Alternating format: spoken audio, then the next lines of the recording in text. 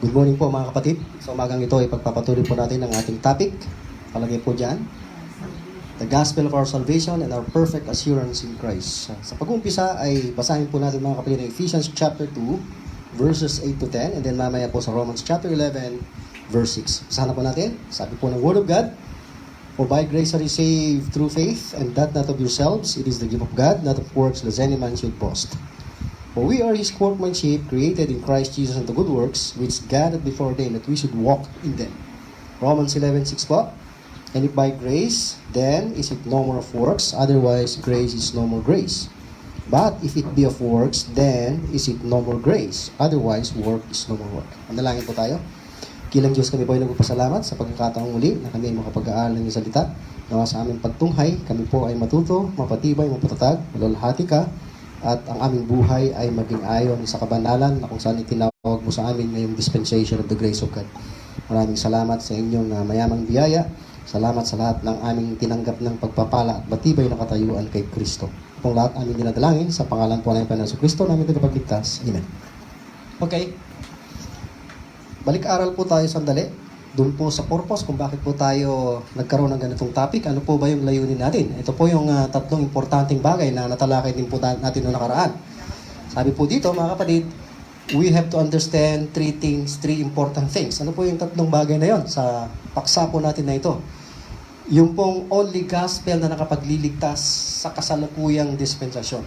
Okay, so natalakay na po natin yan noong nakaraan. Kung nais po ninyong balikan po yun, pwede po niyong panuorin lahat uli at i-review mga kapatid yung only gospel na yan. Yun po ang kagandahan ngayon ng may recorded video messages dahil kung hindi mo naintindihan ng maigi, pwede mong i-replay, pwede mong balikan, i-review mga kapatid. Okay, so susunod is the perfect salvation that the gospel provides. So dahil meron pong gospel na nakapagliligtas, tanging ebanghelyo na makapagliligtas. Yung gospel na yan na nakapagliligtas dahil tinawag nga na gospel of our salvation or gospel of your salvation ayon kay Paul, ay may perfect salvation. May sakdal o ganap na kaligtasan. Complete salvation na provided sa atin ng gospel na yan na nakapagliligtas. Pangatlong bagay is the perfect assurance that we are now enjoying. So kung ikaw ay ligtas dahil tama yung gospel na pinaniwalaan mo, meron ka ring sakdal o perfect assurance.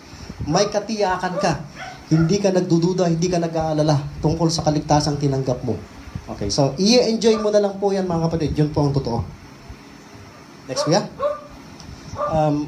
I-define po natin saglit ito pong word na assurance. Ayon po sa Noah Webster Dictionary, 1828, sabi po niya, the state of being sure or certain about something.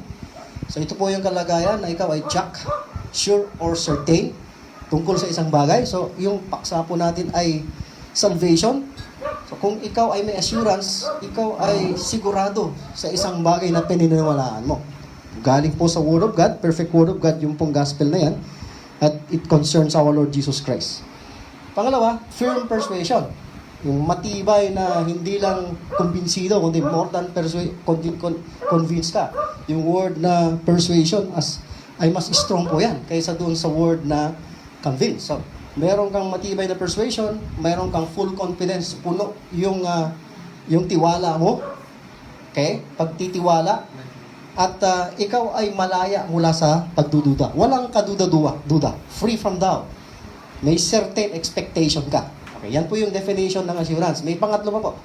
Firmness of mind. Katatagan ng pag-iisip. So kung yung gospel na pinaniwalaan mo ay perfect at may perfect salvation ka, tiyak, may firmness of mind ka. Undoubting steadiness. Walang kaduda-dugang steady or matatag yung paniniwala mo. No? Hindi shaken. Okay, next kuya. So most of the so-called Christians, ito pong so-called, kaya ginagamitan ko po ng word na so-called, by the way mga kapatid, interesting to know na sa Pauline epistles, hindi po ginamit yung word na Christians. Sa 13 letters ni Paul, wala po tayong mababasang word na Christian. So kung gusto ninyong malaman kung ano ba yung mga perfect or absolute identity natin or names natin as believers in Christ today, just read Paul's epistles. At gaya nga ng sinabi ko, hindi po ginamit yung word na Christian. Sa Acts chapter 11, ginamit po yung word na Christians. Pero yung pangalan po na yan ay galing mula sa mga outsiders. Yan ang tawag nila sa mga believers, Christians. So, yung most of the so-called Christians, this is just a language of accommodation na ginagamit na rin po natin para mas maintindihan natin dahil yun po yung word na familiar sa atin, ay wala pong assurance. Yun yung nakakalungkot mga kapatid. No assurance. Wala po silang katiyakan. May mga duda, may mga pag-aalala kung yung kaligtasan ba nila ay tsak. Marami pong dahilan kasi kung bakit, mamaya makikita natin. So, karamihan, walang assurance o kaya naman kulang yung assurance nila ng salvation. Iniisip nila na saved na sila, but on the other hand, kapag may na-encounter na mga verses at may mga teaching na naririnig na parang kumokontra doon sa salvation by grace through faith, parang nagkukulang. Nababawasan po yung kanilang assurance ng kaligtasan. Okay? Medyo naghahanap po ng konti. Tuloy po natin mga kapatid. What are the main reasons? Ano po ba yung mga pangunahing dahilan? Bakit doon sa nasabing apat, mga kapatid, kanina, doon sa mga binanggit natin na nauna dito, ay nagkakaroon ng kakulangan sa katiyakan ng kaligtasan, yung karamihan sa mga believers? Okay, ito yung unang dahilan kung bakit may mga Christians o karamihan sa mga Christians ay walang assurance o kaya naman ay kulang ng assurance of salvation. Duda pa rin sila. Ito po, yung word na mixing. Okay? Mixing grace and works of salvation.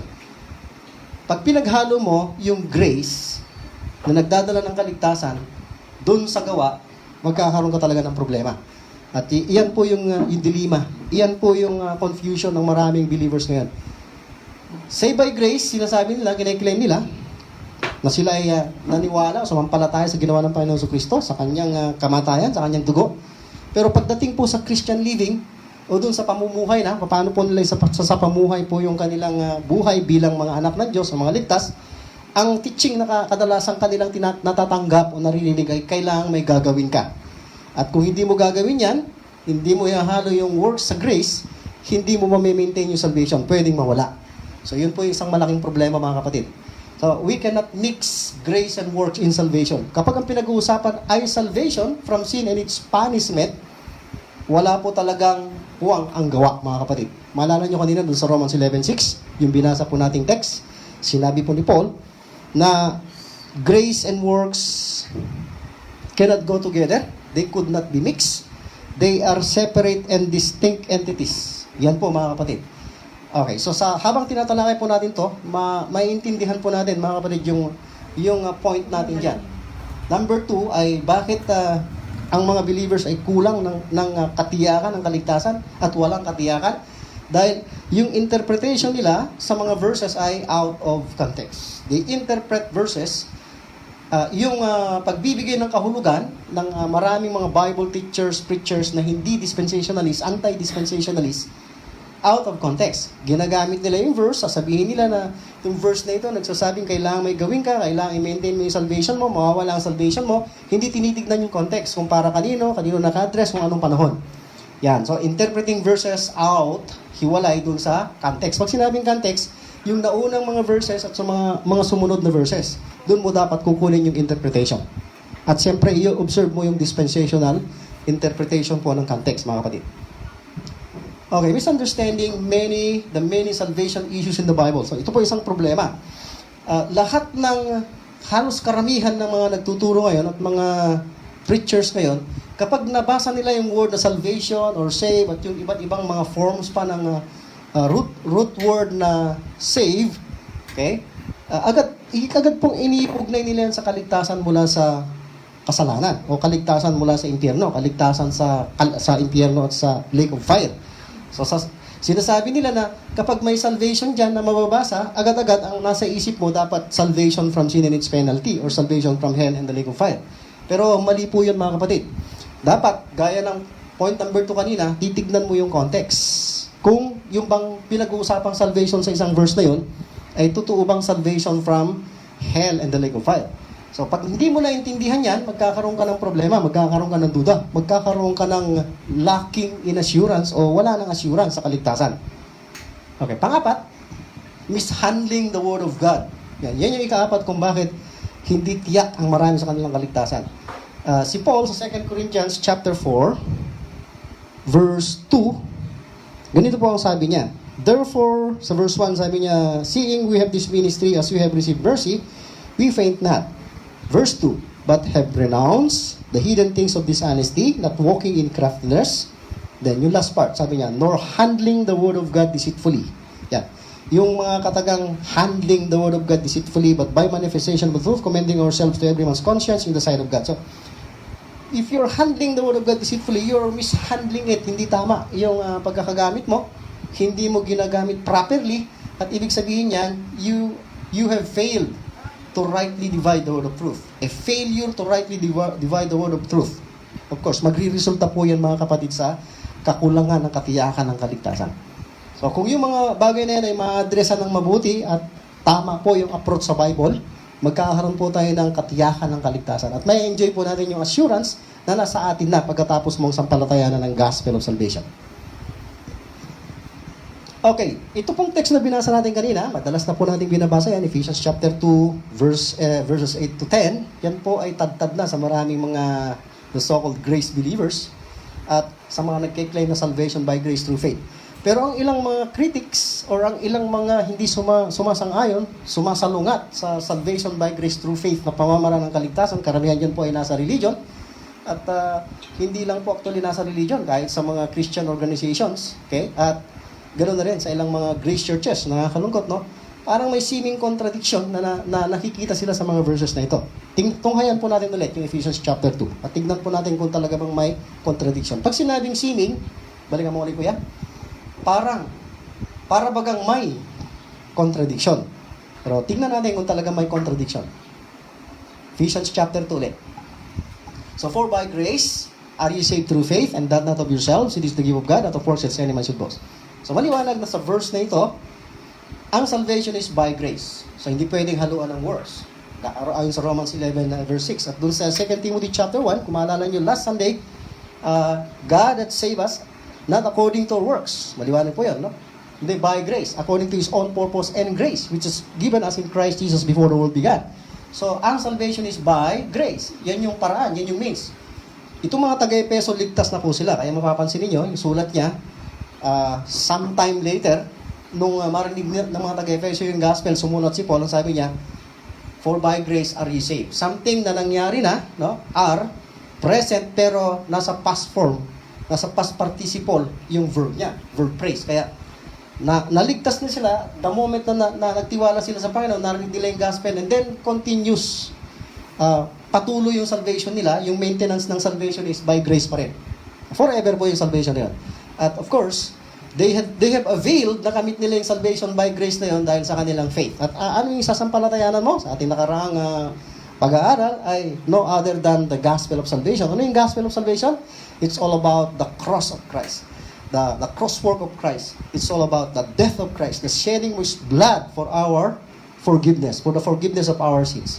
So, and that not of yourself. So, very clear sa verse na ito, salvation is by grace. Faith, hindi rin po work yan. Nakabasa tayo ng verse na nakaraan. And then, not of yourselves. Maliwanag. Not according to our works, ayon sa 2 Timothy. And then, not of yourselves. Kapag ang kaligtasan ay ginagawa mo, o i-maintain mo, may bagay na gagawin ka, kagaya ng verse halimbawa sa Matthew chapter 24, na manatili kang tapat hanggang oras, verse 13, of yourself na yon, hindi na not of yourself.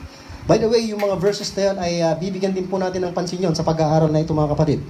Kung paano po natin i-interpret o iintindihin yung mga verses ayon po sa context. Okay, so, not of yourselves, gift of God yung salvation natin. Isang bagay na hindi mo pinaghirapan, pero may naghirap para sa'yo. Walang iba kundi ang Panginoon sa Kristo when He gave His life at Calvary. Okay, not of works. So, maliwanag, by grace, not of yourselves, not of works. Maraming beses po yan binibigyan din sa banal na kasulatan. Lest any man should boast. Yan ang tendency. Kapag ang kaligtasan ay hindi by grace through faith, kung ito ay sa iyong sarili at sa iyong gawa, may tendency na magyabang. Ganun po ang nangyayari sa religious world o sa mga religious people. Okay, so sabi ng verse 10, ito po yung sinasabi ng ilan sa mga preachers, mga sikat na preachers sa TV, kinokontra po nila yung verse 8 and 9 sa pamamagitan ng paggamit ng verse 10. Sabi nila, dapat nasa context din tayo. Okay, sabi nila, for we are His workmanship, created in Christ Jesus unto good works. So, tama.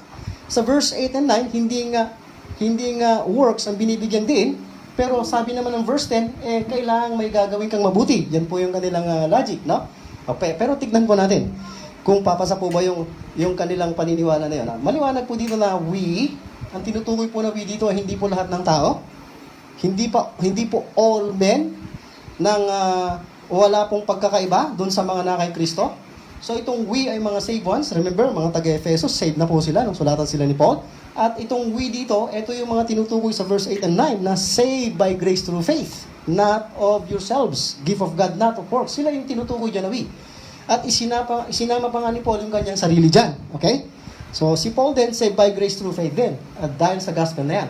So tayo daw, actually mga members ng body of Christ yan, are His, ang Diyos po yan, workmanship. We are God's workmanship. Ang church, the body of Christ, ay masterpiece o workmanship ng Diyos. Tayo yung pagkagawa ng Diyos, ayon sa Tagalog translation. Nilalang tayo ang nilikha, created in Christ Jesus. So the church, the body of Christ, is created in Christ. So we are in Christ. Kaya sa mga sulat ni Paul, kahit dito sa Ephesus, madalas pong gamitin yung expression na in Christ, in Christ, in Christ, in the beloved, in whom. Okay, created ang church, the body of Christ, so ang mga saved by grace through faith unto good works. May direksyon. Pagkatapos mong maligtas by grace through faith, not of yourselves, not of works, okay? Unto good works. Ang church ay dinisign ng Diyos na ang direksyon ng kanilang pamumuhay in this life ay unto good works. Ayan. Which God, yung good works na yan ay inihanda po ng Diyos. Which God that before ordained that we should walk in them. Tuloy po muna natin yung ating slide, mga kapatid. Then babalikan natin mamaya yan. Ito yung logic ng mga preachers na kumukontra po sa salvation by grace through faith na ginagamit po yung verse 10. Tuloy po natin po yan. Yan. Okay. Sasabihin nila sa'yo, okay? Gagamitin nila yung verse 10, pangontra sa verse 8 and 9, sasabihin nila, totoo na ang kaligtasan ay hindi sa gawa. Hindi sa iyong sariling gawa. Okay? Pero, may pero kasi silang sinasabi. Pangontra nga po. Parang may contradiction. But by doing God's good works. Kasi yun nga naman ang sinasabi ng verse 10, may mabubuting gawa na inihandaan Diyos. So kaninong gawa yun? Yung gawa ng Diyos, hindi mo gawa. So kung yung gawa mo, ang gagamitin mo para ligtas ang sarili mo, hindi ka maliligtas. Pero kung ang gagawin mo, yung mga ipinagagawa ng Diyos, yung mabubuting gawa ng Diyos na inihanda niya, na gagawin mo, pwede kang maligtas. Agree, disagree? Disagree po. Tignan natin. Totoo po ba na ganon? Kung halimbawang yung hindi mabubuting gawa mo ang ipepresent mo para maligtas, at kundi yung mabubuting gawa ng Diyos ang ipepresent mo, okay, o ang gagawin mo, maliligtas ka kaya? Yan, tignan natin kung ano ang sagot. Therefore, yan, may conclusion. By doing all the good works, kung gagawin mo lahat yung mabubuting gawa na inihanda ng Diyos, hindi mo gawa yun God's good works yun. Okay? O kaya naman lahat ng mga utos ng Diyos na nasa Bible, isa sa katuparan mo, yung kalooban ng Diyos, maliligtas ka. Ulitin natin. Therefore, by doing all the good works of God, or all the commandments of God in the Bible, or fulfilling all the will of God, ano ba yung conclusion? Susunod, kuya. Medyo bilisan mo ng konti, kuya. Maliligtas ka. So, kailangan may gagawin ka, may participation ka, may part ka na tao. Hindi lang Diyos. Dahil yan daw ang sabi ng verse 10. Kaya sabi nila, ito, huwag ka raw sumalangsang o huwag kang disobedient. Huwag kang swail, huwag matigas ang ulo. Kapit ka lang. Yan, ang sinasabi ng marami. In English is just hold on. Okay? Huwag kang susuko. Never give up. Okay? Then, you will surely be saved. You will surely obtain salvation or you will surely receive salvation in the end or at the end. Okay, yan po yung sabi nila. Totoo ba yan, mga kapatid? Totoo po ba yan? Totoo po ba yung interpretation na yan? Yun po ba yung tamang understanding ng Ephesians 2:8 to 10? Okay. Meron bang, question ngayon, kung halimbawa totoo yan, meron po ba tayong ability? Do we have the ability to do the good works of God or the commandments of God? May kakayahan po ba ng tao? Kaya ba ng tao na sumunod o isagawa yung mabubuting gawa ng Diyos? At isagawa, may kakayahan bang tao na sundin o isagawa yung mga utos ng Diyos sa Bible? Yan po yung isang malaking tanong. Tuloy ko yan. Tingnan natin, Romans chapter 3. Actually, may malawak pong context ito. Pwede nating balikan hanggang chapter 1, chapter 2. Pero nandito po tayo sa chapter 3 ngayon. may summary. Okay, may conclusion na si Paul kaagad dito tungkol sa kanyang mga unang tinalakay sa chapter 1, chapter 2, and then sa chapter 3. Okay, magsimula po tayo sa verse 9. What then? Are we better than they? So ito po isang tanong. Kung babalik ka dun sa mga unang mga verses, pinakikita po dun sa Romans chapter 1, the first 2,000 years sa human history or yung mga Gentiles at that time, ay pinatunayan ni Paul sa chapter 1 na makasalanan. No? Walang gumagawa ng mabuti doon. No? All were living in unrighteousness and ungodliness.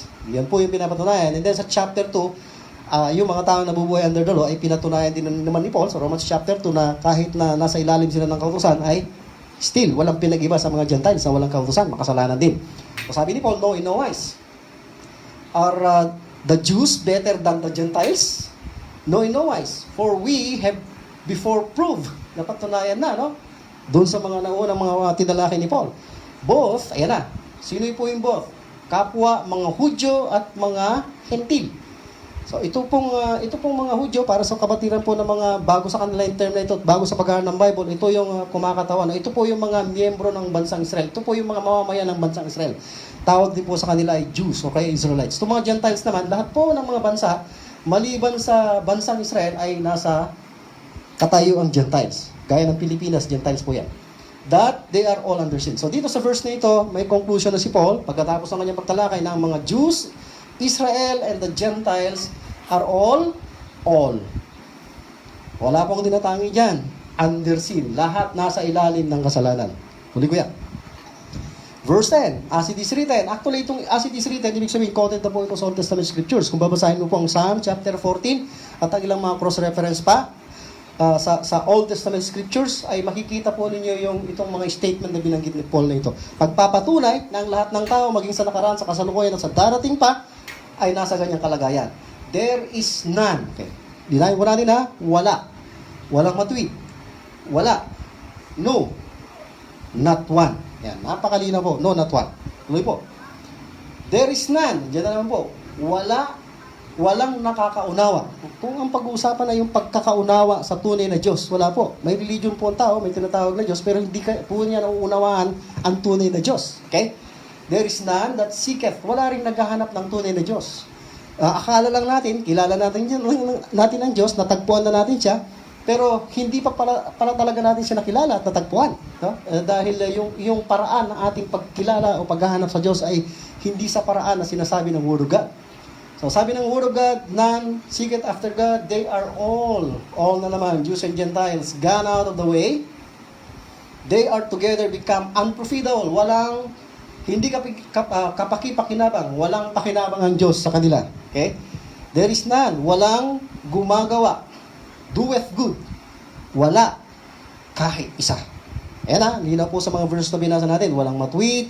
At dyan sa verse 12, walang gumagawa ng mabuti, wala kahit isa. Sa standard po ng Diyos, sabi niya, walang gumagawa ng mabuti, wala kahit isa. Kahit na yung pinakamabuti, pinakamabait na tao sa mundo, hindi pa rin good ang tingin ng Diyos dun sa ginagawa niya. Yan. Yung susunod po na verse. Bakit? Kasi nga, all have sinned. All men of all ages. Lahat ng tao sa lahat ng panahon. Time past now, world to come, ay makasalanan po yan. All have sinned. Dahil isang pinagmulan ng kasalanan, Romans 5:12, for by one man sin entered into the world and death by sin. Si Adam po yun. Dadamay po tayong lahat. All have sinned and come short. Hindi po tayo nakakaabot. No? Ano po yun? Come short of the glory. Yung pong the best ng tao, yung abilidad ng tao, hindi talaga maaabot yung glory of God. Perfect po yan. Absolute po yan. No one in this world, nobody could reach the standard of God or the glory of God. Next po. Yan. Ito yung katotohanan, mga kapatid. So nakita natin kanina, yung bang tao na gagawa ng mga mabubuting gawa ng Diyos, ng mga utos ng Diyos, yung will of God na nasa Bible, kaya niyang gawin. Kung ang kalagayan niya ay gaya ng sinasabi ng Romans 3:9-12, ang conclusion natin, walang makakagawa. Walang problema sa Word of God. Walang problema dun sa mabubuting gawa ng Diyos. Ang problema nasa tao.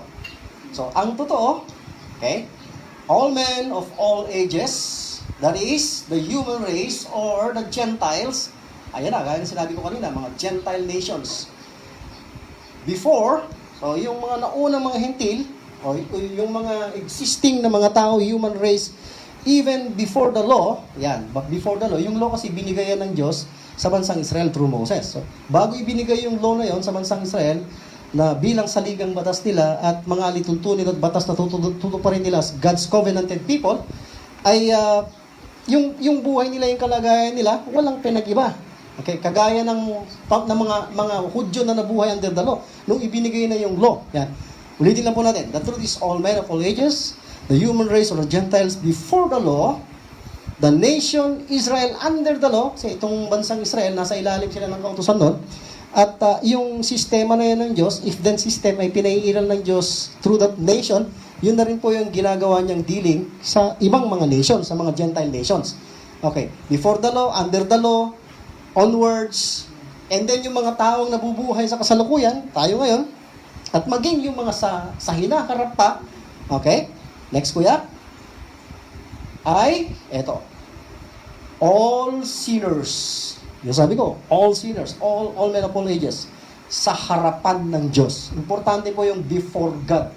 Pwede natin sabihin, mabait naman ako, mabait naman siya, napakabuti na yung tao, sa paningin natin yon, sa standard natin yon, before men. Pwedeng sabihin natin mabait, humanly speaking, pero pinag-iusapan, before God. Meron bang gumagawa ng mabuti? Wala bang matuwid? The answer to that is, no, not one, no one. Yan. All have sinned. So, no one was saved by doing good works. Walang naligtas sa time pass. Before the law, under the law, since Adam, wala pong naligtas sa pamamagitan ng paggawa ng mabuti. At yung mabuting gawa na yon ay yung, sabihin natin yung pinagagawa ng Diyos sa law. O yung mga good works ng Diyos. No? Wala pong naligtas by doing good works. Okay? Kahit doon sa pagsunod sa mga kautusan ng Diyos. Wala tayong verse na magpapatunay na yung mga nabubuhay in time past na mga Hudyo under the law ay saved by obeying the law. Tignan natin. Okay, what about the law? Ito po yung isa pa pong katwiran na sinasagot ni Paul sa Romans chapter 3 at sa ilang mga epistles niya. Kasi yan po ang gusto ng tao, laging may gagawin. Gusto niyang patunayan sa kanyang sarili na I can do it. Okay, just do it. Yung mga ganong pananalita, no? I can save myself, so I just obey God. Para bagang kaya niya, may abilidad siya. Pero napatunayan na natin na wala. What about the law? Or the laws of God? Kung halimbawa susundin ko yan, no? Yung mga taong nakakaalam kung ano yung mga sinulat ni Moses. Okay, may mga nagpupumilit na pag sinunod mo lang yung 10 utos, maliligtas ka. Yun ang sabi nila. So, did not God, di ba nung binigay ng Diyos yung mga kautusan na yan, di ba ang intention naman ng Diyos, o ang purpose kaya siya nagbigay ng kautusan ay para iligtas sila na sumusunod sa kanyang mga utos? Yan daw po ang intention ng Diyos. Nagbigay daw siya ng kautusan, para itong kautusan na ito, susundin nung tao na kanyang pinagkalooban, o tayo, sabi nila, ang lahat ng kautusan, ang 10 commandments, para sa lahat ng tao, pero hindi po totoo yun. Specifically, ang commandments or law of Moses ay binigay po sa bansang Israel, hindi po sa lahat ng mga tao, sa lahat ng mga bansa sa buong mundo. So, paano kung halimbawa susundin mo yan? Di ba yan ang intention ng Diyos para maligtas ka? Tignan po natin kung ano sagot. Okay. Medyo sidetrack tayo ng konti. Medyo sisilipin po natin yung verse na ito dahil may kahalagahan din ito. Sabi ng Romans chapter 2, verse 17 to 20, Behold, thou art called a Jew. So specifically, ini-address po ni Paul ito sa mga Hudyo. Kasi ang issue nga ni Paul dito is pinatutunayan niya na ang mga hentil at ang mga Hudyo ay lahat nasa ilalim ng kasalanan, gaya ng ating nabasa kanina. So, behold, thou art called a Jew. So, bilang isang Hudyo, saan po sumasandig, saan po yung tiwala ng Hudyo? Doon sa kautusan. Kasi sa kanila ibinigay yung kautusan, very proud sila dyan dahil sila God's covenanted people. May covenant ang Diyos sa kanila, no? May mga pangako, may mga tipan, gaya ng kautusan. Kaya sabi ng verse, and makest thy boast of God. Yan, mamalaki. And knowest yung His ay Diyos, His will. Ano yung will dyan? Of course, yung law. Yan yung will of God. And approves the things that are more excellent. So, eto, dahil may law sila, may will of God, okay, through the law, ay nagagawa nilang i-approve o nagagawa nilang i-weigh, timbangin, alam nila yung mga bagay na more excellent. Kasi may basis, may law, may will of God. Being instructed out of the law. So dito sa verse na ito, sinasabi nito na ang will of God ay kung ano yung nakasulat. So yung law dito ay will of God. So likewise, ganoon din po sa atin ngayon, may will of God po tayo through Paul, our apostle. Nakasulat dyan sa 13 epistles ni Paul, Romans to Philemon. That's ko yan. Okay. Medyo naghang na naman po. Yan. Tuloy lang po natin, verse 19. And art confident that thou thyself art a guide of the blind. Yan po yung kalagayan ng isang Hudyo, no? In time past. Actually, ganyan siya in time past. Light of them which are in darkness, particularly mga Gentiles. An instructor of the foolish, a teacher of babes, which has the form of knowledge. Sila yung may form of knowledge, ano? As a nation. And the truth in the law. Yan po ang kalagayan ng Hudyo in time past. Next. Let's see. Tignan natin. Kung ito bang mga Hudyo in time past under the law, ay naligtas ba by doing the law? Shortcut ko na lang po. Wala po tayong masyadong time to say much time. Sabi po ng verse 20, yung nagmamalaking Hudyo na nabubuhay under the law, nakakalam ng will of God, ng laws of God, na iniisip nilang sa pamamagitan ng pagsunod doon ay maliligtas sila. Tignan natin. Sabi ni Paul, therefore, by the deeds of the law, yung deeds ay works, pamamagitan ng mga gawa ng kautusan, yung mga nasa ilalim ng kautusan ng mga Hudyo. Sabi ni Paul, there shall no flesh, walang laman, walang tao, even those who are living under the law, be justified. Walang ginawang matwid. So yung declaration kanina sa verse 10 na there is none righteous, no not one, Jews and Gentiles, totoo po yun. Hindi rin sa pamamagitan ng pagsunod sa kautusan, kaya sila po ay naging matwid. So maaaring maging tanong sa atin, paano kaya sila naligtas? Paano sila napawalang sala? Paano sila naging matwid sa paningin ng Diyos? Okay? Ang sagot po ni Paul, hindi sa pamamagitan ng paggawa ng kautusan. Kasi may paraan talaga ang Diyos. May ibang paraan siya at hindi yan. Hindi kailanman ang gawa ng tao. Hindi kailanman ang kakayahan ng tao, mga kapatid. No flesh shall be justified in his. Yung his ay God's sight po yan sa paningin ng Diyos. In contrast dun sa paningin ng tao. For by the law, ito yung purpose ng law kung bakit po ibinigay ng Diyos. Sa pamamagitan ng kautusan is the knowledge of sin. Yun pala ang purpose. Ang intention ng Diyos ay ang tao, bigyan niya ng kaalaman kung ano ang kasalanan. Okay, so ito po ang sinasabi ng Word of God, no? Uulitin ko lang po. Ang intention ng Diyos kung bakit niya ibinigay ang kautusan ay knowledge. Para magkaroon ng kaalaman ang tao o ang bansang Israel, sa kanila iniukol yon, para malaman nila yung kanilang kasalanan, yung kanilang mga paglabag. Okay, makita kung anong buhay mayroon sila bilang mga galing kay Adan. Next. Therefore, verse 28, we conclude that a man is justified. Ayan, paano ba magja-justify? Magiging matwid. Papawalang salang isang tao. To be accurate, ibig sabihin ng justification is to make one righteous. Paano ba magiging matwid? Kasi ang kalagayan nga niya, hindi siya matwid. Awan tinalinteg, awan uray may isa, no? Paano ba siya magiging matwid? Kasanung agbaling na nalinteg. It's not by the works of the Lord. It's not by following the will of God or the commandments of God, kundi by faith. So ang faith is trusting by believing by believing God, by believing something na sinasabi ng Diyos. Na wala yung walang participation yung taong pinagsasabihan. Walang works na kasama. By faith lang, no? At maliwanag, without. Hindi kasama. Labas. Ano 'yon? Yung paggawa ng kautusan. So maling-mali po na sabihin natin na maliligtas tayo by obeying the Ten Commandments or all the laws of God. Walang ability ang tao. At mali rin na sabihin natin na kung gagawin natin yung mabubuting gawa ng Diyos, parang wala rin pinag-iba eh. Mabubuting gawa rin ng Diyos yung sinasaad sa kautusan eh. Okay? Ganon din yung mga sinasabi ni Paul. Hindi pa rin kaya ng taong gawin yan kapalit ng kaligtasan. Next. Okay. Sa Romans chapter 7, meron pong ilang mga mas paglilinaw ulit dito si Paul. Medyo mabilis po yung ating pag-aaral dahil gusto nating mas mabilis ngayon yung ating Bible study. Sana makasunod po kayo. I-replay po ninyo kung hindi nyo masusundan. Sabi ni Paul, what shall we say then? Is the law sin? So kung ang kautusan pala ay hindi naman nakapagliligtas, hindi, kasalanan pala. Kasalanan ba yung kautusan? Siyempre, ang sagot ni Paul, God forbid. Okay? Pinagbabawal, no? Hindi sinasangayon na ng Diyos yan. God forbid. Nay, hindi. Sabi niya, I had not known sin. Yan nandiyan po uli yung purpose.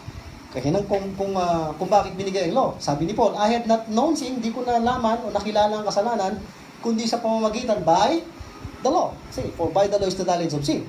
Okay? Nakita mo yung kalagayan mo, yung nakakaawang kalagayan mo. For I had not known last, hindi mo malalaman o hindi mo nalaman kung ano yung pita ng laman, maliban sa kautusan. Maliban sa sinabi ng kautusan na, thou shalt not covet. So, huwag ka raw manaking. Last po yun eh. Next. But sin taking occasion by the commandment wrote in me all manner of concupiscence. For without, nung wala pa yung kautusan, o kung wala yung kautusan, the law, for without the law, sin was dead. So, siyempre, kung walang kautusan na nagsasabi sa'yo na masama yan, kasalanan yan, last yan, o pita yan, pagpatay yan, pagsisinungaling yan, yung kasalanan sa'yo, dead. Hindi siya nagpa-function. Hindi mo pwedeng sabihin kasalanan kasi walang nagsasabing batas na yan ay kasalanan. Pero dahil may kasalanan nagsasabi na yan ay, dahil may law, I should say, may batas na nagsasabi na yan ay kasalanan, okay, sigurado, yung kasalanan na buhay sa'yo, na-magnify. Tuloy natin. For I was alive without the law once, but when the commandment came, sin revived, na-revive, nabuhay yung kasalanan, dahil dun sa kautusan na nagsasabi na yun ay kasalanan, at ako'y namatay, and I died. Yun yung condemnation ng law. Sinabi ng kautusan, patay ka, kasi makasalanan ka. Next. And the commandment which was ordained to life, talaga ang layunin talaga sana naman ng Diyos dyan, maliban dun sa provide the knowledge of sin, ordained, tinalaga niya yan na magbigay ng buhay. No? Pero anong problema? I found to be unto death. So, imbis na ordained to life, naging unto death. Kasi ang problema nasa atin tuloy natin. For sin, taking occasion by the commandment, ito yung problema natin, hindi nawawala yung kasalanan. Taking occasion by the commandment or by the law, deceived me, and by it, slew me. Yan ang pumatay sa'yo dahil sinabi nga niya na makasalanan ka. Kasalanan yung ginagawa mo. Next. Wherefore the law is holy? Yan. So, kung tatanungin mo, yung batas, may problema ba sa batas? Perfect ba? Flawless ba yan? Okay? Of course. Yan ang sabi ng Word of God. Perfect yan. Flawless yan. Walang problema kasi galing sa Diyos yan.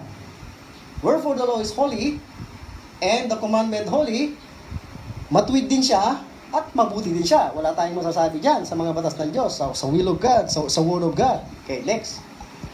Was then that which is good, then, binagit kanina, dun sa naunang verse.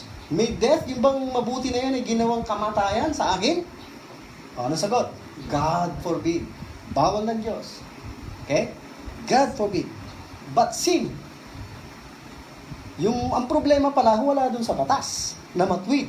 Okay? Wala doon sa holy law, wala doon sa righteous law, wala doon sa mabuti, kundi nandun sa kasalanan. Nasa atin ang problema, nasa tao. But sin, that it might appear sin, ayan, para mag-appear na sin, yung sin na yun na nasa atin, working death in me, next, gumawa ng kamatayan sa akin by that which is good. Ano yung good? Yung law. That sin by the commandment might become, anong nangyayari? Anong ginagawa ng kautusan? Okay? Exceeding sinful. Sinasabi ng kautusan, ikaw ay exceeding sinful. Yan ang purpose ng law. Nagkaroon ka ng knowledge kayo, nakita mo yung sarili mo, nasalamin mo ang sarili mo na makasalanan ka dahil sa batas. At ano ang verdict? Ano ang parusa? Ano ang judgment ng law? Death. You will die. You will surely die. Okay? Next. For we know that the law is spiritual. So, yun yung mga katangian ng law. Just, holy, good, spiritual din siya. Pero anong kalagayan natin? Carnal kasi tayo. We are sinners. We are unrighteous. At dinagdag pa, carnal, makalaman. Okay? At itong problema, sold under sin. Ibinenta, ipinagbili sa ilalim ng kasalanan. Ayan, at nandiyan ka sa ilalim ng kasalanan. For I know that in me, that is in my flesh, dwelleth no good thing. Totoo yan. Sa ating sarili, sa ating laman, sa kasalanan na nananahan sa ating, walang gumagawang mabuti at walang nananahang mabuti at walang ginagawang mabuti yan. Yung sin nature mo, yung sininanahan sa'yo, kailanman di makakagawa ng mabuti. Hindi mo ma-reform yan, hindi mo mababago yan. Throughout life na yan. Okay? Kamatayan lang ang makapagpapapigil. Pagpatay na, hindi ka na magkakasala. For to will is present with thee, but how to perform that which is good, I find not. Next. Yan. Ito yung naging solusyon ng Diyos. No? Ito yung kautusan, hindi kanya matutulungan, ikaw condemn kanya. Sabihin niyang worthy of punishment ka, worthy of death ka. Okay? Tuloy natin sa verse Romans chapter 8. Sinurtcut ko na lang po mga kapatid. For what the law could not do, clear ha? Yung hindi magawa ng kautusan, hindi dahil sa wala siyang, hindi siya perfect, hindi siya matuwid, hindi siya mabuti, ang problema na sa atin. Okay? Hindi magawa ng law yung gawin kang matuwid o ayusin yung buhay mo kasi ang problema na sa'yo. Okay? Yung sin problem mo nandiyan. Okay? For what the law could not do, nailigtas ka, gawin kang matuwid, gawin kang mabuti, in that it was weak. Weak siya. Bakit? Sa pamamagitan ng ano? Through the flesh. At nandyan sa flesh yung kasalanan, kaya weak siya. Okay? God, anong ginawa ng Diyos? Sending His own Son. Sino yun? Ating Panginoon sa Kristo. Yan yung solusyon niya. In the likeness, sa kawangis, so sa pagkakagaya ng makasalanang laman. Gaya ng itong katawang ito, parang kung titignan mo ang Panginoon sa kanyang laman, sinful din. Pero actually, likeness, at saka hindi talaga siya makasalanan. We can prove that. Siya lang ang taong nabuhay, pinanganak sa mundong ito na walang kasalanan. In the likeness lang of sinful flesh. But He was not a sinner.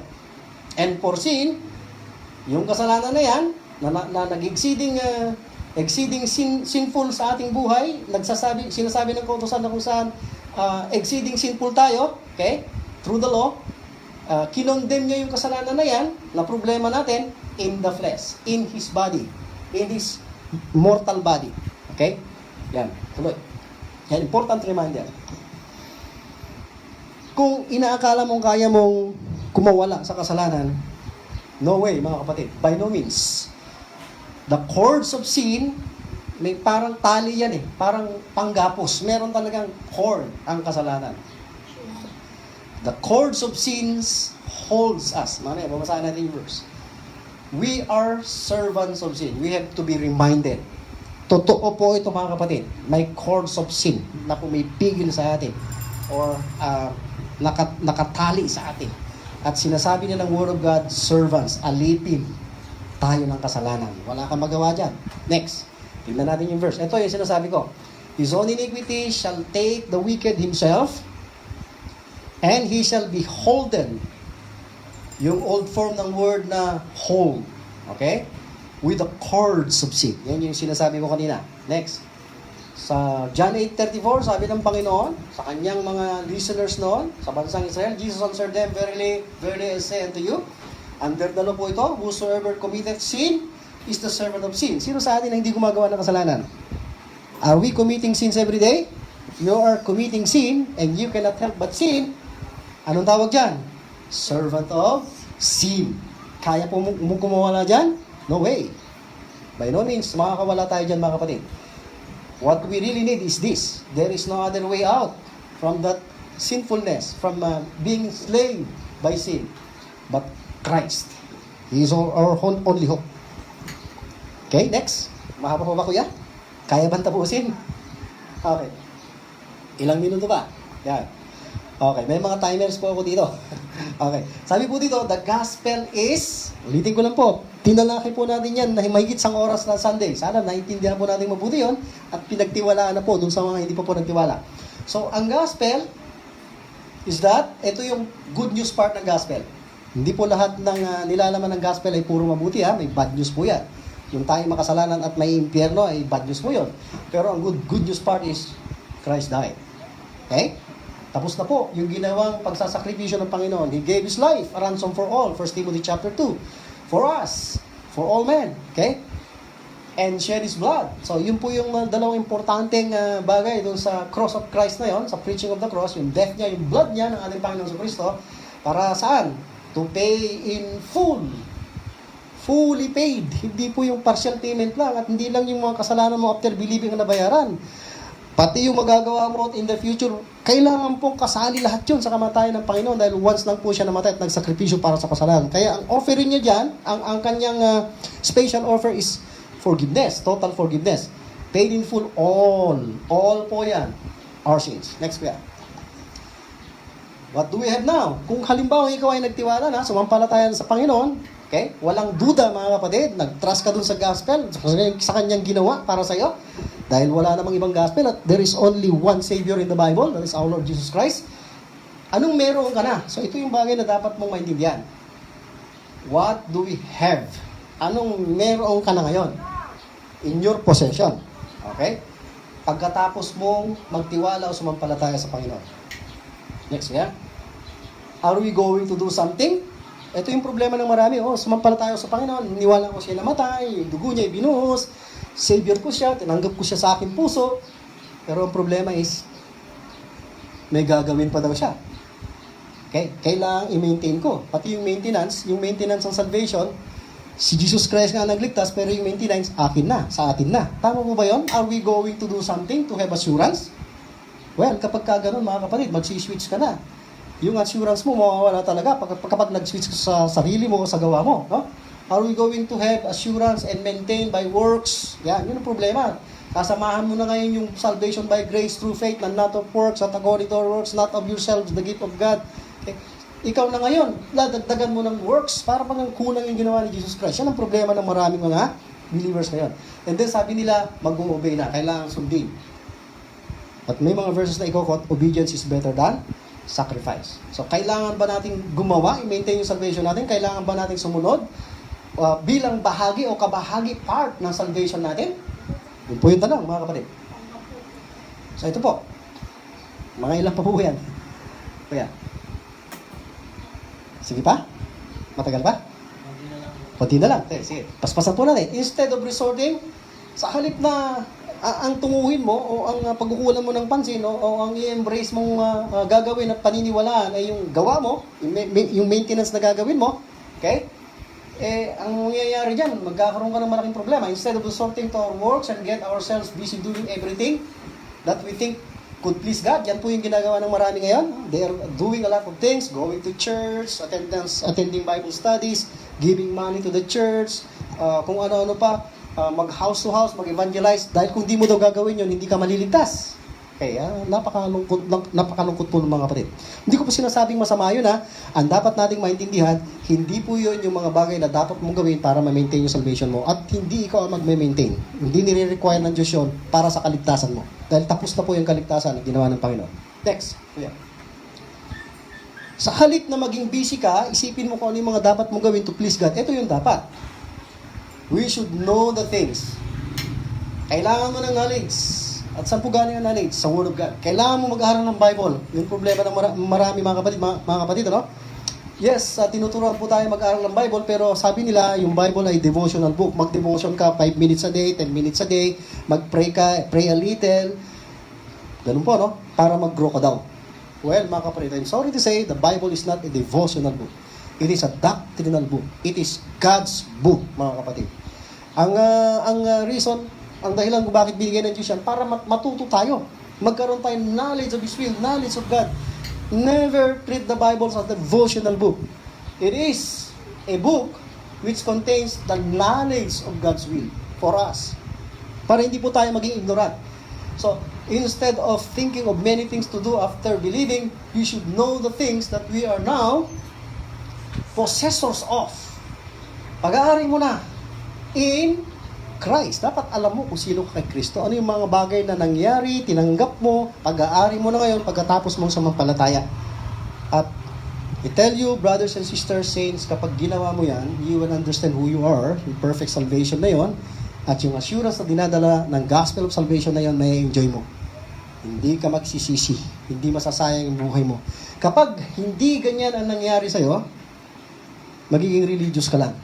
Inaasahan mo na may reward ka, pero in the end, madidismaya ka, wala ka palang mapapala.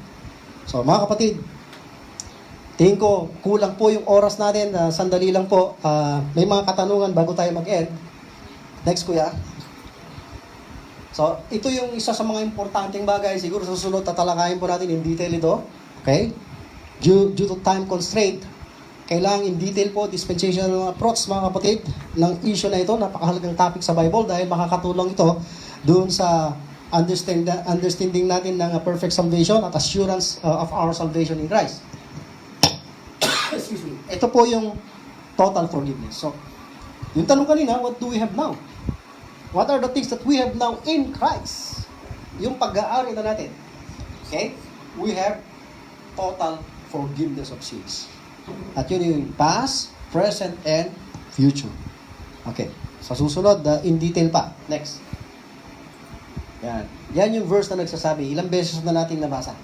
But maybe this time, ihihinto po natin ito, yung mga katanungan po na ano po bang gagawin natin kapag nagkasala tayo? Kung saved ka na, in Christ ka na, may perfect salvation ka na, anong gagawin mo pag nakagawa ka ng kasalanan?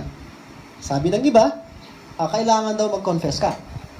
Nagmamalaki ka raw sa Diyos kung hindi mo i-confess yung kasalanan mo pagkatapos mo makagawa ng kasalanan.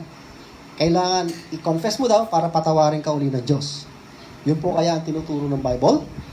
Yun po kaya yung gusto ng Diyos na maintindihan natin pagkatapos maipaliwanag ng gusto kung ano ang ginawa ni Kristo sa krus. So titignan natin yung mga verses sa Bible na yan, magko-compare tayo. Gagawin natin yung pag-aaral na rightly dividing method of Bible study. Titignan natin yung mga time past verses, scriptures, yung now scriptures, and then yung mga to come verses. Tignan po natin sa Bible kasi kung hindi po natin aaralin yon at ilagay dun sa tamang time, yung tamang where we fit in, okay? Halimbawa, gagamitin ng mga verses na hindi para sa atin, at kung ano ba yung mga verses na it really fits us today as members of the Church of the Body of Christ, tatalakayan po natin yan. We will study the Bible rightly divided dispensationally upang wala pong confusion, sigurado po yung salvation natin, at sigurado rin po yung assurance natin, may assurance tayo at i-enjoy po natin yung mga kapatid. Okay, maraming salamat po sa inyong pakikinig. This is all for now. Grace and peace to everyone. Pero bago po tayo mag-close, mag-pray po muna tayo. Father, we thank you for the opportunity that once again we are able to study your word.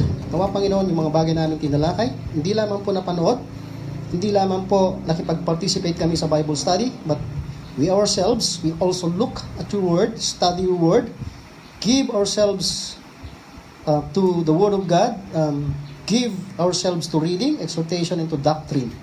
There is no other way para ma-appreciate namin yung biyaya mo, yung kabutihan mo, yung gospel of your salvation, yung perfect salvation that we are now possessing, and to enjoy the assurance that we have now in Christ. Maraming salamat at we give you all the glory and thanksgiving in the name of our Lord and Savior Jesus Christ. Amen.